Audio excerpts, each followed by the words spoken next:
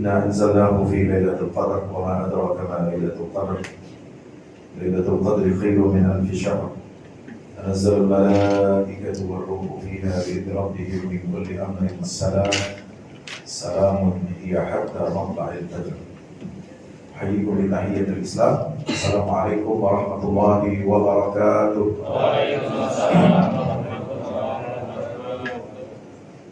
Bersyukur kita kehadirat Allah Subhanahu wa Ta'ala dengan kita sama-sama mengucapkan Alhamdulillahirabbil alamin. Segala puja dan puji hanya milik Allah Subhanahu wa Ta'ala, karena Dialah Allah yang menciptakan langit dan bumi, menurunkan air hujan dari langit untuk menumbuhkan, memberikan kesegaran kepada tubuh-tubuhan, menghasilkan buah-buahan dan juga kepada hewan ternak yang kita konsumsi. Karena Dialah Allah Subhanahu wa Ta'ala yang menjadikan bumi ini sebagai tempat tinggal yang nyaman untuk manusia, bisa bereproduksi dan bisa memakmurkan bumi ini dengan isinya. Dan juga Allah Subhanahu wa Ta'ala yang telah menjadikan kita semua sebagai khalifah di atas muka bumi ini, serta Dialah yang menjawab semua doa-doa yang kita panjatkan, serta menghapus serta atau menghilangkan kesulitan yang ada dalam kehidupan kita. Maka sudah sepantasnya kita senantiasa bersyukur kehadirat Allah Subhanahu wa Ta'ala dengan mengucapkan Alhamdulillahirabbil alamin. Mari kita bersalawat dan salam untuk junjungan kita baginda Rasulullah Muhammad SAW. Allahumma sholli ala Muhammad wa ala ali Muhammad. Assalatu wassalamu alaikum ya Rasulullah. Bapak Ibu rahmati Allah, hari ini hari ke-22 dan 23 Ramadan.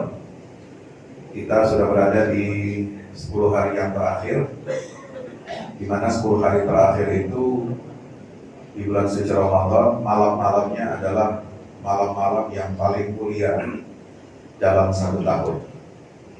Kalau siang harinya yang paling mulia itu adalah 10 hari pertama bulan Zulhijjah.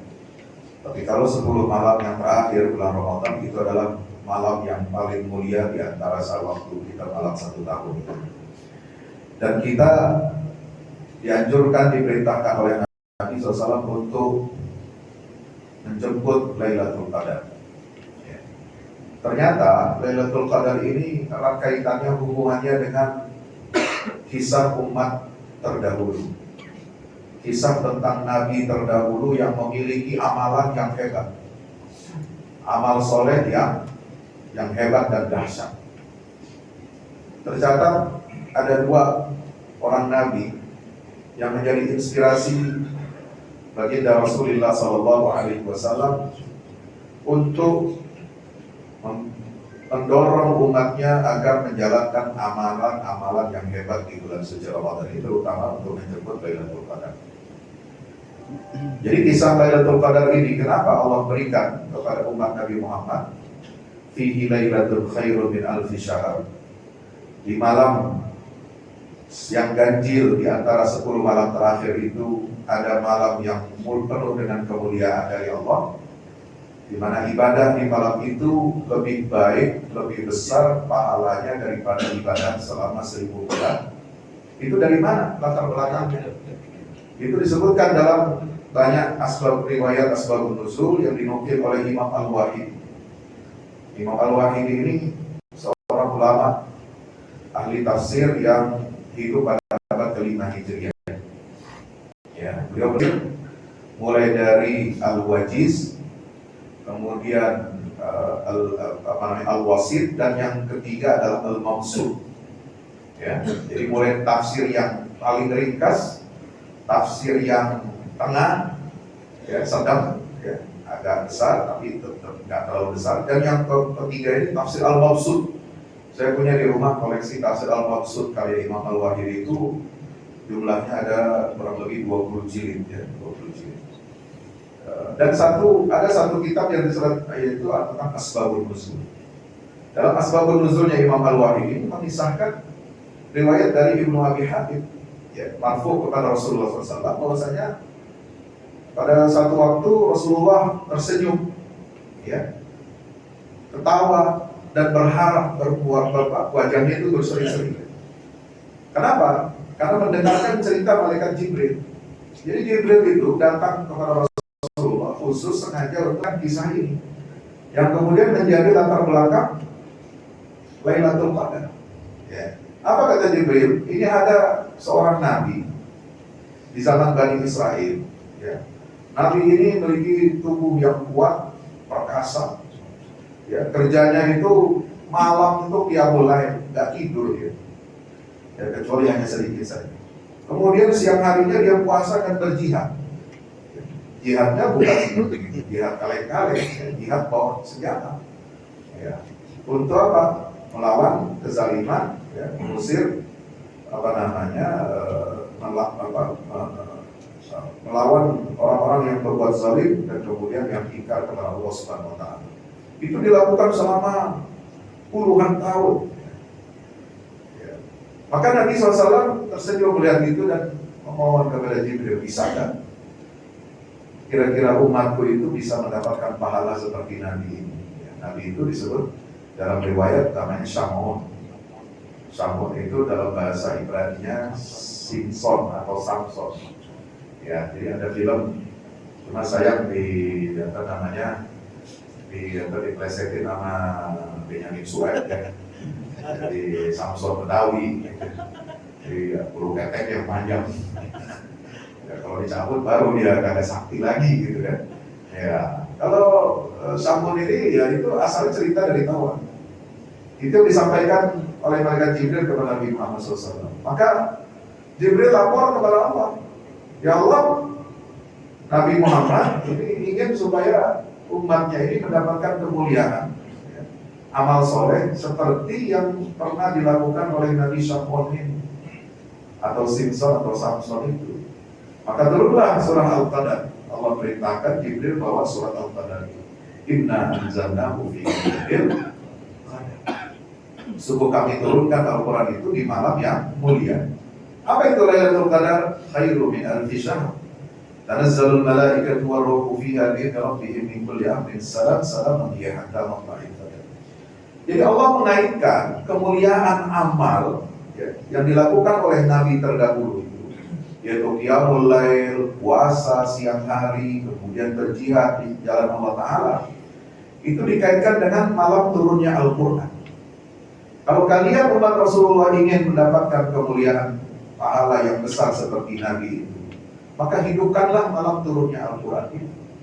Ya, di mana malam turunnya Al-Quran itu disebut Lailatul Qadar. Lailatul Qadar orang beribadah di dalamnya itu lebih baik, lebih besar pahalanya dari pahala berjihad, berpuasa dan qiyamul lail lebih dari 1000 bulan atau 83 tahun. Nah, maka itulah dari situ Rasulullah SAW menganjurkan umatnya untuk, ya, menghidupkan malam-malam ganjil di 10 hari terakhir di bulan suci Ramadan. Jadi ada riwayat Aisyah mengatakan, "Idza dakhala al-ashr al-awakhir", kalau Nabi SAW itu masuki 10 hari terakhir, beliau apa yang melakukan? Ayqaza ahlahu. Dia bangunkan keluarganya, semua anak cucunya, anak keluarganya, istrinya semua dibangunin. Ya, wa ahya lailahu, kemudian beliau hidupkan malamnya untuk apa? Untuk baca Quran, untuk berzikir, untuk sholat, ya, bukan bangun malam buat main gaplek, ya, atau berdugem gitu ya, enggak. Ya. Kemudian wasyadda mizarahu, ya, yang ketiga beliau mengencangkan pinggangnya, ya, untuk apa? Menahan supaya bertahan dalam ibadah kepada Allah Subhanahu wa taala sepanjang malam. Nah, itu latar belakangnya. Nah, menariknya Nabi Shimon ini, ya, itu di dalam agama Yahudi Taurat tidak begitu dikenal, tapi dalam Islam yang begitu mulia, ya, termasuk menjadi latar belakang sebab turunnya surah Al-Qadar. Nah, berbicara tentang jihad, apa yang dilakukan oleh Nabi Shamon itu, kita teringat kepada sosok Nabi Bani Israel yang namanya itu nggak populer, ya. Seperti Shamon namanya nggak populer karena nggak wajib kita beriman kepada Nabi ini, ya kan? Cuma ada 25 kan dalam Al-Quran yang wajib kita imani. Nabi ini namanya tidak disebutkan dalam Al-Quran, cuma dalam riwayat Rasulullah. ketika Nabi Musa merintahkan kaumnya Bani Israel untuk masuk ke negeri yang disucikan, Al-Ardul Muqaddasah, sebagaimana dalam surah Al-Maidah ayat 21, itu kan Bani Israel itu menolak. Qalu ya Musa inna lan nadkhulaha hatta yakhruju minha fa in yakhruju minha fa inna dakhilun. Ya, wahai Musa, kami tidak akan mau masuk ke negeri itu. Di mana negeri itu? Itu ada di Baitul Maqdis. Kalau dalam riwayat Ka'ab Al-Ahbar itu adalah kota Jericho, ya, atau Jericho, ya, atau Ariha dalam bahasa Arab. Itu salah satu kota tertua di dunia. Ya, lahirnya peradaban manusia itu ada di situ. Ya, awal-awal peradaban manusia. Nah, disuruh Nabi Musa Bani Israel supaya masuk ke situ, mengalahkan musuh-musuhnya. Umatnya malah nggak mau. Ya, tidak akan masuk ke situ sampai mereka keluar. Musuhnya keluar baru dia masuk. Gitu. Ya. Maka ada pengikutnya Nabi Musa yang beriman. Ya, berkata, qala rajulan ayat 23, minal ladzina yakhafuna an'ama Allahu 'alaihim adkhulu 'alaihimul bab fa idza dakhaltumuhu fa innakum ghalibun. Jadi mekanisme untuk meraih kemenangan, ya, dalam berjuang di jalan Allah, memenuhi perintah Allah supaya masuk ke kota itu dijelaskan oleh muridnya Nabi Musa. Dua orang ini siapa? Dalam riwayatnya satu pertama Yosua bin Nun, dan yang satu lagi Kalaib bin Yefuna, Yefuna. Ya. Itu disebutkan dalam kitab tafsir, ya. Kalaib bin Yefune, ya. Jadi Yosua kan jarang kita dengar lagi, cuma namanya aja, ya. Karena nama dari Injil itu disebutnya Joshua, ya. Tapi Yosua bukan Yesaya, ya. Nabi Yesaya itu ada nabi lain, ya, seperti Yahya, kemudian Ilyasa, itu Yesaya. Kalau Yosua ini adalah Yosua itu bin Nun, yaitu Yusa bin Nun kalau dalam ejaan bahasa Arab. Nah, dua orang ini muridnya Nabi Musa ini yang kemudian mengajarkan kepada Bani Israel, kalian patuhi saja itu perintah Tuhan. Ya. Caranya bagaimana kalau ingin mengalahkan mereka? Ya. Udkhulu alaihimul bab, masuklah. Ya, serang mereka itu, musuh kamu itu melalui pintu, masuklah pintu itu. Kalau kalian masuk, mulai langkah, kalian pasti akan menang, karena itu sudah dijamin oleh Allah. Ya. Kalau Allah sudah berikan perintah, berarti apa? Allah itu sudah persiapkan kemenangan. Gak mungkin Allah kasih perintah, kemudian kita gak sanggup melakukannya. Nah, itu kaidah dalam Islam itu begitu. Gak mungkin kita disuruh zakat, suruh sholat, suruh haji, suruh puasa, kalau kita gak bisa dan kita gak dapat apa-apa, gak mungkin. Kalau Allah suruh kita berjihad, lakukan, karena pasti Allah sudah siapkan kemenangan. Tapi kita harus memulai, jangan kita diam, jangan kita berpangku tangan. Kalau gak mau masuk ya gak bisa diberi kemenangan. Kemenangan itu harus diusahakan, ya. Gak boleh kita berpangku tangan. Nah, seperti kata umat Nabi Musa, mendengarkan, ya, saran dari muridnya ini, Yusa bin Nun dan Kalaib bin Yefune itu, mereka mengatakan apa? Qalu ya Musa, inna fiha qauman jabbarin wa inna lan nadkhulaha abadan ma damu fiha fadhhab anta wa rabbuka faqatila innaha munafaqun. Jadi lucunya, jadi Bani Israel ini memang mereka itu sejarahnya itu enggan untuk berjihad di jalan Allah. Ya. Mereka itu bangsa penakut, ya. Katakan apa? Itu di dalam itu ada musuh-musuh yang kuat, perkasa. Kami nggak akan sanggup mengalahkan mereka. Ya. Pergi saja engkau wahai Musa bersama Tuhanmu, peranglah di situ, ya, kalahkan musuh-musuh itu. Nah, kita di sini duduk-duduk saja. Nah, ini kan kurang ajar itu. Ya. Jadi Tuhan sama Nabi Musa suruh berjuang. Ente nggak berjuang. Nah, ini kan kurang ajar itu umat ini. Ya. Maka itu menjadi pelajaran bagi umat Islam. Nah, inilah yang menjadi inspirasi mengapa kita ini diperintahkan oleh Allah untuk mencari Lailatul Qadar, untuk berjuang di jalan Allah. Dan apa hubungan Lailatul Qadar dengan cerita Yusa bin Nun, dengan cerita Nabi Syamun? Itu dengan kondisi sekarang yang ada menimpa saudara kita di Palestina. Ya, Baitul Maqdis itu kan Ardul Anbiya, negerinya para nabi dan rasul. Ya. Itu adalah kiblat pertamanya umat Islam. Ya. Nabi sholat selama di Mekah 13 tahun sampai Nabi hijrah ya ke Madinah kurang lebih 7 bulan, itu menghadap kiblat sholatnya gimana? Ke Baitul Maqdis di Yerusalem. Ya. Itu selama 13 tahun 7 bulan. Ya. Kemudian masjid suci ketiga umat Islam itu adalah Masjidil Aqsa. Karena itu Nabi SAW bersabda, la tushaddu rihalu illa ila thalathati masajid. Al-Masjidil Haram wa Masjidil Hadza wal Masjidil Aqsa. Tidaklah disyariatkan ya, perjalanan berat, perjalanan yang sulit, yang memakan biaya, kecuali hanya untuk sampai sholat di 3 masjid ini, yaitu Masjidil Haram, Masjid Agung, Masjid Nabawi kata Rasulullah, yaitu tempat Rasulullah dikuburkan, dimakamkan, dan Masjidil Aqsa. Nah, oleh sebab itu, jamaah yang dirahmati Allah, ketika Baitul Maqdis ini dalam penjajahan, kita ingat cerita Nabi Yusha bin Nun. Apa cerita Yusha bin Nun? Dia adalah nabi pertama, tokoh pertama, bukan nabi, tokoh pertama, terus jadi sebagai nabi, yang membebaskan Baitul Maqdis, meskipun namanya waktu itu Baitul Maqdisnya bukan Al-Quds sekarang ini, tapi Ariha, Jericho. Tapi itu bagian dari Baitul Maqdis.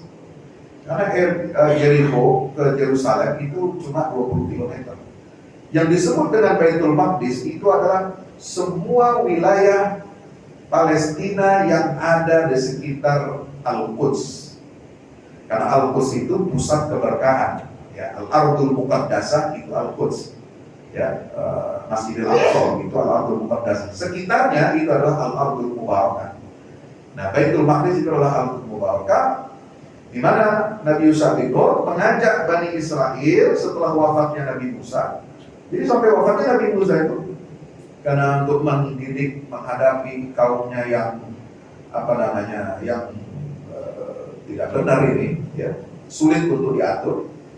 Sampai Nabi Musa wafat itu belum bisa menaklukkan atau bisa membuka Baitul Maqdis. Nah, pada masa Nabi selanjutnya, ya, kepemimpinan Bani Israel itu dipimpin oleh Yosua bin Nun. Dia mulai mengajar mereka untuk berjihad di jalan Allah setelah berganti generasi. Ya, karena di masa Nabi Musa, setelah gagal mengajak Bani Israel masuk ke Baitul Maqdis, itu kan dihukum oleh Allah 40 tahun mereka terombang ambing, ya, 40 tahun mereka terlunta-lunta, nggak punya tempat tinggal. Maka setelah berganti generasi, karena simbol 40 tahun ini adalah simbol pergantian generasi.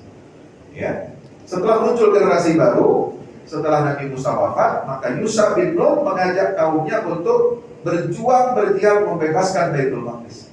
Apa yang terjadi? Ada cerita yang sangat menakjubkan yang disebutkan dalam Sahih Ibnu Hibban dan Sahih Muslim, ya, bahwa Nabi Yusha bin Nun ini pada saat dia mau mengajak orang itu berjihad di jalan Allah, dia berikan syarat, diseleksi, disaring. Siapa yang boleh ikut berjihad bebaskan Baitul Maqdis? Satu, ya, yang nggak boleh, ini diseleksi ya. Kalau ada orang baru menikah, laki-laki baru menikah, belum menggauli istrinya, nggak boleh ikut dalam perang jihad itu. Yang kedua, orang kalau baru bangun rumah, atapnya belum beres, belum selesai, belum sempurna bangunannya, dia nggak boleh ikut. Yang ketiga, kalau orang punya hewan ternak, ya, sedang hamil, dia menunggu kelahiran, ya, hewan ternaknya itu nggak boleh ikut. Artinya apa? Untuk berjihad itu diperlukan apa? Kesungguhan, keseriusan, dan totalitas. Nggak boleh mikirin dunia. Jangan sampai kacau konsentrasi kita karena ya kangen sama istri, gitu kan. Kemudian takut hartanya dibawa kabur, gitu. Atau takut hewan ternaknya hancur, gitu kan. Nah, inilah pelajarannya. Lalu kemudian Nabi Yusha bin Nun itu berdoa kepada Allah ketika berjihad itu, sampai waktu asar masuk, kok belum ada tanda-tanda kemenangan, ini bagaimana? Maka lalu kemudian beliau berdoa kepada Allah, ya, mengatakan kepada matahari, jadi dia menghadap matahari, wahai matahari, engkau adalah hamba yang diperintahkan, sama seperti saya juga hamba yang diperintah oleh Allah Ta'ala. Ya Allah, tahanlah matahari ini, jangan sampai dia terbenam sebelum kami masuk ya ke dalam Baitul Maqdis ya dan mampu untuk menaklukkannya. Jadi pernah satu waktu matahari itu tertahan, dia gak jalan tuh. Ya, untuk apa? Nungguin Nabi Musa bersama kaumnya yang berjihad dalam Allah supaya bisa masuk Baitul Maqdis. Ini riwayat sahih. Jadi pernah jam matahari itu berhenti dalam sejarah manusia cuma sekali. Ya, kenapa? Karena saking mulianya Baitul Maqdis, karena saking mulianya Nabi Musa bin Nun, ya, doanya dikabulkan oleh Allah Subhanahu wa Ta'ala. Maka jihad kita sekarang ini, ya di bulan Ramadan ini kan ada bulan jihad. Ya. Di masa Rasulullah itu Nabi mengalahkan kaum musyrikin di perang Badar pada tanggal 17 Ramadan. Nabi menaklukkan kota Makkah, menghancurkan rezim Quraisy, ya, yang musyrik dan ingkar kepada Allah, menentang dakwah Nabi. Itu tanggal 20 Ramadan. Ya, luar biasa. Nah, umat Islam berhasil menaklukkan Andalusia, Spanyol, ya, di bawah kepemimpinan Jenderal Tariq bin Ziyad, masuk ke Spanyol, Andalus, membebaskan negeri itu dari kekafiran. Itu pada bulan Ramadan tahun 92 Hijriah atau 711 Masehi, 711 Masehi. Baru hancur kerajaan Islam di Andalusia itu pada tahun 1492, artinya 780 tahun. Ya, Islam itu berkuasa di Spanyol dan Portugal, termasuk Portugal itu. Ya, jadi kalau Ronaldo ada simpati-simpatinya kepada Islam atau Palestina, mungkin ya ada gennya, mungkin nenek moyangnya dulu Muslim itu sama, ya. Karena banyak dulu Muslim di Spanyol dan Portugal, tapi karena ada Reconquista, ya, kerajaan Katolik itu merebut kembali wilayahnya dari umat Islam, ya, kembali dari Katolik, dan mereka melakukan inkuisisi, pengadilan akidah. Ya, orang Islam, orang Arab, ya, kalau nggak mau pindah agama kepada Katolik, maka dia harus menghadapi 3 pilihan: dibunuh atau diusir, ya, dari negeri Andalusia itu, atau dia boleh berada di situ dengan cara dia pindah agama dan menghilangkan semua jejak, ya, syiar atau simbol agama Islam. Nah, itu yang terjadi. Nah, makanya Ramadan ini adalah bulan yang luar biasa. Kemudian juga dalam pertempuran Ain Jalur, ya, umat Islam mengalahkan tentara Mongol pada tahun 1260 juga terjadi di bulan Ramadan. Ya. Kemudian umat Islam mengalahkan koalisi kerajaan Katolik di Eropa dalam pertempuran Zalafon juga terjadi pada bulan Ramadan. Jadi maka itu tugas kita adalah bagaimana kita ikut berkontribusi saat ini, ya, untuk membebaskan Baitul Maqdis, ya, negeri yang dijanjikan oleh Rasulullah SAW untuk umat Islam di akhir zaman ini. Karena Nabi menyatakan apa? Salah satu tanda ciri kiamat itu datang, ya, sudah dekat, itu adalah Fathu Baitul Maqdis. Ya, jadi penaklukan Baitul Maqdis, bumi Palestina ini, sudah dikabarkan oleh baginda Rasulullah SAW. Bagaimana caranya kita bisa merebut kembali Baitul Maqdis? Ikuti roadmap yang diturunkan oleh Allah dalam Al-Quran. Apa roadmapnya? Itu ada di dalam surah Al-Isra ayat 4 sampai ayat 8. Di situ jelas diceritakan bagaimana awal kehancuran Bani Israel, oleh siapa mereka bisa dikalahkan, oleh ibadat lana uli baksin syadid, hamba-hamba Allah yang punya kekuatan yang hebat, ya, seperti generasi sahabat Rasulullah SAW. Mereka mengalahkan Yahudi, tapi kemudian Yahudi bisa kembali rebound, ya, bisa mengalami kejayaan lagi karena berkat izin Allah Ta'ala. Diberikan apa? Diberikan harta, wa amdadnakum bi amwalin wa banina wa ja'alnakum aktsara nafira. Hartanya dibikin tambah banyak, anaknya tambah, ya, kemudian didukung oleh pasukan bersenjata yang kuat. Ini tiga-tiganya terbukti sekarang di akhir zaman. Ketika mereka tahun 67 perang Arab Israel berhasil mencaplok Al-Quds Syarqiyah, yaitu Yerusalem Timur, di mana di situ ada komplek Masjidil Aqsa. Nah, ini tugas kita. Jadi untuk bagaimana di akhir zaman Allah mengatakan kita bisa merebut kembali dengan cara bagaimana? Fa idza jaa wa'dul akhirati liyasu'u wujuhakum wa liyadkhulul masjid kama dakhaluhu awwal marrah wa liyutabbiru ma 'ala tadbir. Ya, kalau datang janji Allah yang terakhir untuk menghancurkan Bani Israel, maka hamba-hamba yang dulu pernah ada itu di zaman Rasulullah, mereka akan bangkit kembali, sifat-sifatnya sama mirip dengan mereka, akan menyuramkan wajah-wajah Yahudi, dan kalian akan masuk ke dalam Masjidil Aqsa itu sebagaimana generasi terdahulu kalian masuk pertama kali. Oleh sebab itu, saya boleh ditampilkan videonya. Buat buku ini ya, buku ini saya bawa sekarang. Hasil dari kajian selama 6 bulan terakhir, ya, yaitu runtuhkan Zionis, rebut Baitul Maqdis. Nah, ini buku hasil kajian selama 6 bulan terakhir sejak ada pertempuran Badai Al-Aqsa. Ya, ada 3 bagian di dalamnya. Itu pertama, kita mengenali perangai musuh. Kalau kita ingin mengalahkan musuh, harus kenal siapa musuh kita. Knows your enemy, ya, itu syarat untuk mengalahkan musuh. Maka kita gali dari Al-Quran dan Sunnah siapa sebenarnya Yahudi itu dan Israel itu, supaya kita bisa mengalahkan mereka. Yang kedua, menyalahkan kepedulian terhadap Baitul Maqdis. Kita kalau ingin membebaskan Baitul Maqdis harus punya ilmu, harus punya kesadaran yang tinggi. Ya, sebagaimana generasi sahabat digembleng oleh Rasulullah 23 tahun. Ya, setelah itu 4 tahun ya setelah 6 tahun setelah Rasulullah wafat, itu berhasil menaklukkan Baitul Maqdis.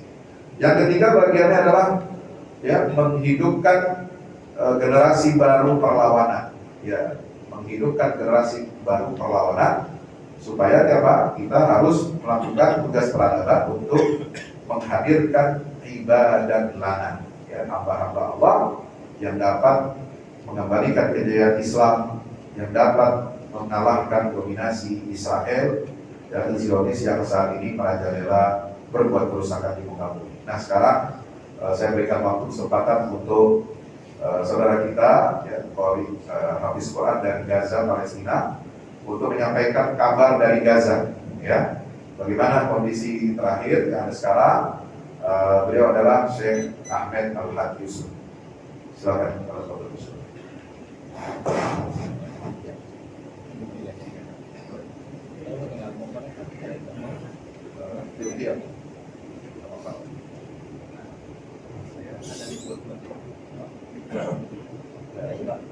Pakai ini aja, yang ini.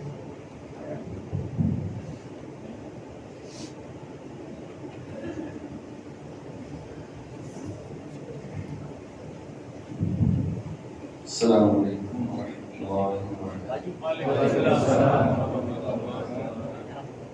Bismillahirrahmanirrahim. Wassalatu wassalamu ala nabiyyil mustafa ila nabiyyi ba'dahu qala rabbuna fi muhkami tanzilihi ba'da a'udzu billahi minasy syaithanir rajim. Bismillahirrahmanirrahim. Ya ayyuhalladzina amanu taqullaha haqqa tuqatih wa la tamutunna illa wa antum muslimun. يا أيها الذين آمنوا اتقوا الله وقولوا قولا سديدا يصلح لكم أعمالكم ويغفر لكم ذنوبكم ومن يطع الله ورسوله فقد فاز فوزا عظيما. أما بعد، يقول نبينا صلوات ربي وسلامه عليه: لا تزال طائفة من أمتي على الحق ظاهرين لعدوهم قاهرين لا يضرهم من خالفهم ولا من خذلهم حتى يأتي أمر الله وهم كذلك. قيل أين هم يا رسول الله؟ قال في بيت المقدس وأكناف بيت المقدس. Bismillahirrahmanirrahim. Setelah menyampaikan mukadimah dan memuji Allah Subhanahu wa taala, Syekh kemudian menyampaikan sebuah hadis Nabi. Kata Nabi sallallahu alaihi wasallam, akan ada di akhir zaman nanti umat, sekelompok golongan dari umatku, mereka itu akan senantiasa berada dalam kebenaran. Mereka akan senantiasa melawan musuh-musuh mereka. mereka tidak akan dibahayakan oleh orang-orang yang membenci mereka, dan mereka akan tetap seperti itu sampai akhir kiamat nanti. Kemudian ada sahabat bertanya, siapa orang-orang ini wahai Rasulullah? Di mana orang-orang ini? Kata Rasulullah SAW, mereka ada di Baitul Maqdis dan di sekitarnya. أيها الأحبة الكرام، غزة وفي يومها 178 ولا زالت تدفع ثمن الدفاع عن أرضكم الإسلامية المباركة وعن مسجدكم الأقصى المبارك. Sampai detik ini, sampai hari ini, hari ke-178, kami di sana harus membayar semua ujian, semua serangan yang dilancarkan oleh pihak-pihak Zionis. وفي هذا قدمت غزة في يومها 178 أكثر من 33,000 من الشهداء، جلهم ومعظمهم من النساء والأطفال. Di hari ke-178 ini, semenjak penyerangan, Palestina Gaza telah menghasilkan 32 sampai 33 ribu syuhada. 33 ribu orang telah gugur, dan kebanyakan dari mereka adalah perempuan dan juga anak kecil. وتدمر أكثر من 70% من البنية التحتية لقطاع غزة من مستشفياتها ومدارسها ومرافقها. Sebanyak 70% infrastruktur telah hancur, berupa termasuk juga rumah sakit, termasuk juga sekolah-sekolah, termasuk juga fasilitas umum dan yang lainnya. ولكننا ورغم كل هذا الألم إلا أننا لم نأتيكم منكسرين مهزومين، ولكن جئناكم برسالة العزة والصمود، ونقول لكم ونطمئنكم بأن إخوانكم في غزة لا زالوا بخير، صابرين محتسبين مجاهدين في سبيل الله تعالى. Walaupun di sana kami mengalami serangan dan rasa sakit yang amat sangat, tapi kami datang ke sini tidak dalam keadaan kalah dan betul-betul lesu. Kami ke sini ingin menyampaikan pesan yang agung untuk kalian semua, bahwasanya kami, semua warga Palestina, semua warga Gaza, dalam keadaan baik-baik saja, karena kami tahu kami adalah mujahid, kami berjuang di jalan Allah Subhanahu wa Ta'ala. يقول نبينا الكريم في الحديث الصحيح: مثل المؤمنين في تودهم وتراحمهم وتعاطفهم كمثل الجسد الواحد، إذا اشتكى منه عضو تداعى له سائر الجسد بالسهر والحمى. Nabi SAW pernah bersabda dalam salah satu hadisnya, orang mukmin itu kepada mukmin lainnya dalam sifat mereka saling mencintai, saling menyayangi itu seperti badan, Pak, seperti laksana satu tubuh. Kalau misalkan satu tubuh ini sakit, yang lain juga ikut merasakannya.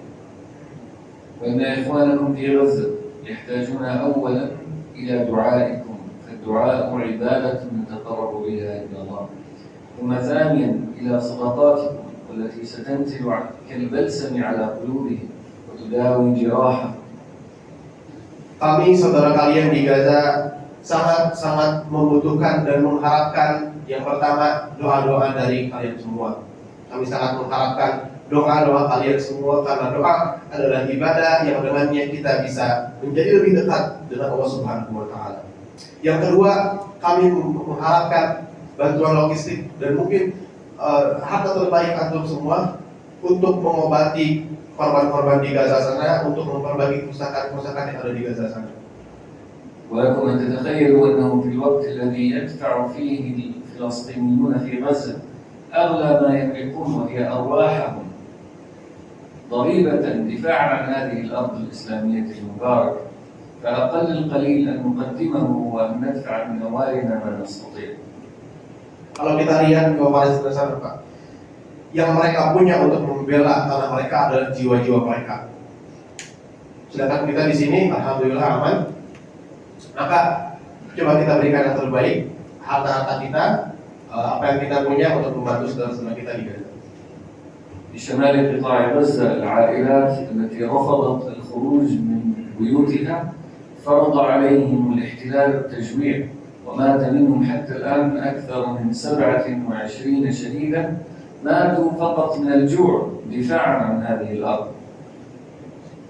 Di utara Gaza, Pak, ada sebuah keluarga yang meninggal kelaparan karena di sana diputus akses logistik, akses makanan, sehingga 27 orang meninggal karena kelaparan.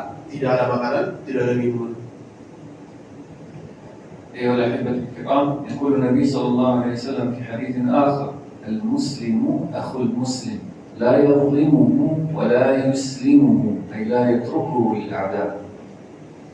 Nabi Shallallahu Alaihi Wasallam juga bersabda dalam hadisnya yang lain, seorang muslim itu kepada muslim lainnya, kepada saudaranya, pertama tidak akan pernah menzoliminya, tidak akan pernah berbuat zolim kepadanya. Yang kedua, tidak akan pernah membiarkan saudaranya berada dalam kebinasaan. وإننا في غزة لنعلم فضل أهل إندونيسيا حكومة وشعبا على إخوانهم في قطاع غزة وفي فلسطين عامة، وإندونيسيا كانت ولا زالت من أول الدول التي تدعم إخوانها في فلسطين. Kami rakyat Gaza, rakyat Palestina sangat-sangat tahu bahwasanya Indonesia ini adalah negara yang mulia. Kami bisa tahu hal tersebut dengan rakyat Indonesia yang ada di Palestina sana. Kami pun tahu Indonesia adalah salah satu negara yang awal-awal membantu Palestina. أسأل الله أن يجزيكم خيرا، أن يكتب أجركم. وفي ختام خطبتي أسأل الله العظيم رب العرش الكريم كما جمعنا في هذا المسجد الطيب المبارك أن يجمعنا أولا في ساحات المسجد الأقصى المبارك فاتحين مكبرين مهللين. Kami ucapkan terima kasih kepada rakyat Indonesia karena telah membantu kami di Palestina sana.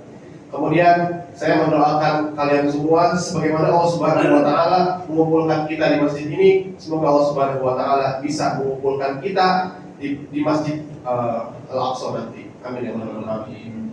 ثم أسأل الله العظيم رب العرش الكريم أن يجمعنا بعد ذلك في جنات عدن مع الشهداء والنبيين والصديقين وحسن أولئك رفيقا. Semoga Allah Subhanahu wa taala mengumpulkan kita juga di surganya Allah Subhanahu wa taala, Jannatul Adn, surga Adn, surganya para syuhada bersama para syuhada dan para nabi dan juga para orang-orang saleh. أقول قولي هذا وأستغفر الله لي ولكم، والسلام عليكم ورحمة الله وبركاته. Itu saja yang saya sampaikan.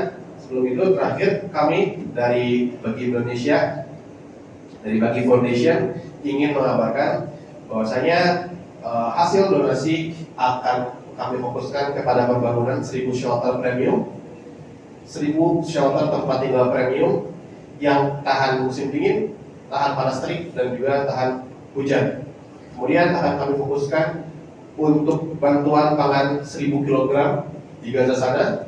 Maka bagi bapak-bapak atau ibu-ibu yang ingin mendonasikan harta terbaiknya bisa lewat kontak yang telah kami edarkan atau bisa lewat metode kris yang ada di banner atau di kontak yang telah kami edarkan. Kemudian bagi bapak-bapak dan ibu-ibu yang ingin berkomitmen mendonasikan hartanya untuk membantu saudara kita dengan nominal 1.500.000 akan kami berikan cindera mata berupa figura Palestina seperti yang tertera di depan. Itu saja, kami ucapkan terima kasih. Sallallahu alaihi wasallam. Assalamualaikum warahmatullahi wabarakatuh. Waalaikumsalam warahmatullahi wabarakatuh. Demikian yang dapat kami sampaikan beberapa maklumat, kajian dan informasi seputar Baitul Maqdis, ya, keutamaan berjihad di dalamnya. Kemudian bagaimana kita mempersiapkan diri untuk Lailatul Qadar, ya, banyak ibadah karena insya Allah dengan kita berdonasi itu sama dengan berjihad. Man jahaza ghaziyan fi sabilillah faqad ghaza. Rasul bersabda, siapa orang yang mempersiapkan, memberikan persiapan, ya, logistik buat orang yang berjihad, mempertahankan diri, membela agama, membela tanah airnya, maka dia sama dengan orang yang berjihad dalam Allah Ta'ala. Maka mari kita raih Lailatul Qadar dengan sedekah-sedekah terbaik kita, dan kita akhiri dengan baca hamdalah sampai kafaratul majlis. Alhamdulillah alamin, subhanallah wa bihamdika asyhadu an la ilaha illa anta astaghfiruka wa atubu ilaik. Wassalamualaikum warahmatullahi wabarakatuh.